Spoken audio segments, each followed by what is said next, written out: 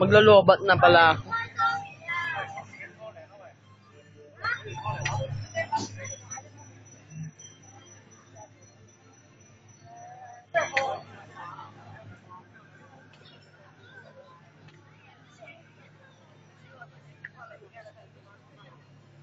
Ang takaw talaga, grabe. Get me up, gutom.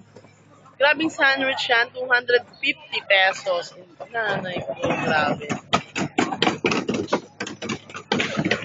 Mahal-mahal eh. Miya gutom, gusto na yung pagkain namin.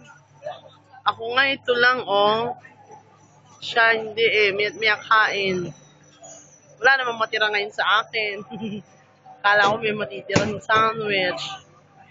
Clubhouse lagi. Croissants. Yan ang mga paborito eh. My goodness.